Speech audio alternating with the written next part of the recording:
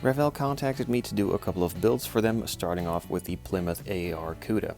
This originally was released in the US with a smaller box and some other decals, and then reboxed and introduced to the European market as well, with a couple of new decals and of course a new box. I'm going to go through the box first quickly and then into a bit more detail on all the separate parts and pieces.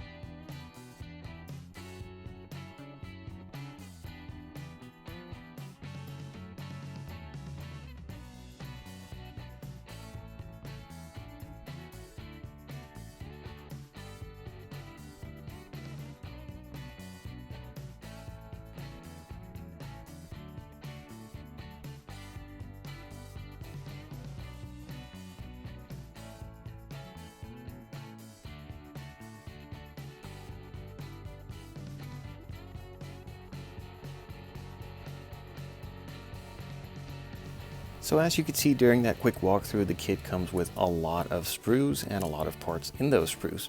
So I'm going to go over them one by one, starting off with all the interior parts. The main interior is one big tub with the engine bay partly molded in. Not a big deal, but it is harder as it mostly needs to be painted in a different color. Now usually with these muscle cars it doesn't really hurt to just paint it flat black, so it can go along with the rest of the interior tub. And of course, to add some detail to the interior, you have some door cards and even some shades for on the ceiling.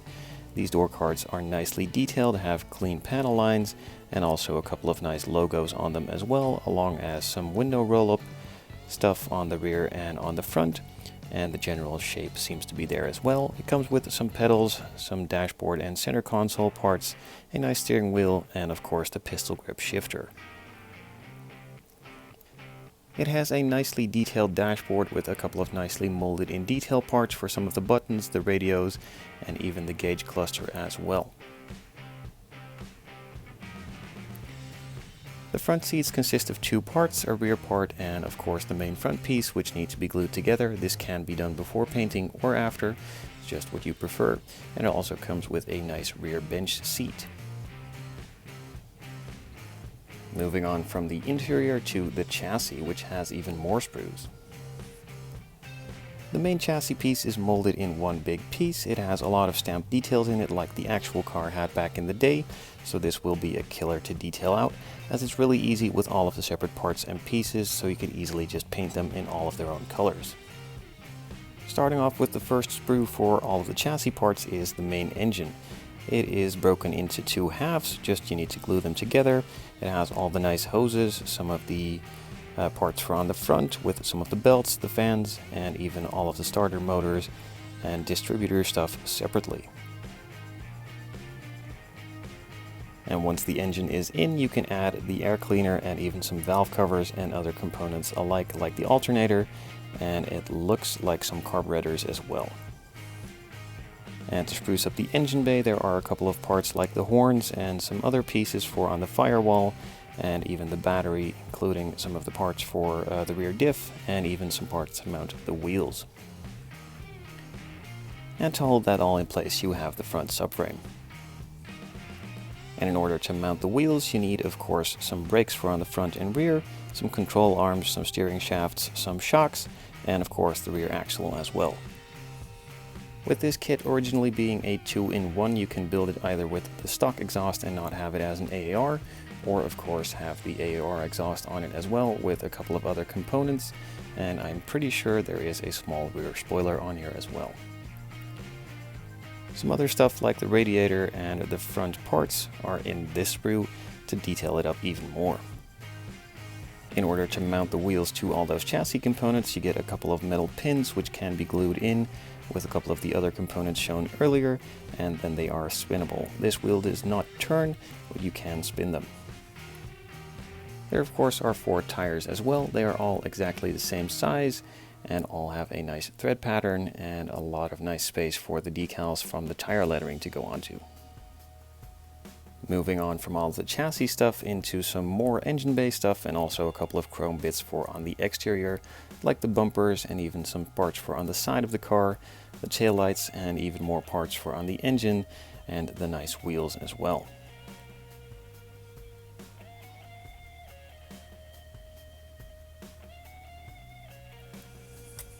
And then completely moving on to the exterior, you of course get the AAR hood, some more parts for the suspension to make it probably a bit lower and stance it a bit more, and some rear parts. I think this is a rear valance or a front one, and this seems to be a rear one with the exhaust cutouts, the front grille, and some uprights for the hood, the mirrors, and even more bumpers.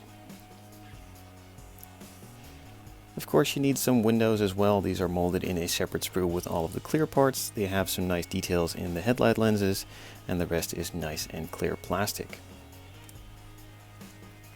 And then of course the final piece, which is the body itself. It's mostly molded in one big piece, which makes it a lot easier to paint. Apart from the rear, of course, some of the spoiler parts, the bumpers, and even the hood, which is molded separately in order to open it and showcase that beautiful engine. Now, as you could see during the unboxing and detailed shots of all the separate parts, you can build this either into a stock Cuda, or make it into the AAR version, or just do whatever you want and make it a bit custom and have a certain style to it. Now, I'm not really sure which way I'm going to go, but it's probably not going to be entirely stock. The main body is molded nicely. It has some clean panel lines all over, although they could need a bit more depth, but that's just easily done with some scribing. All of the mold lines are in nice visible places, easy to sand off, so not that big of a deal.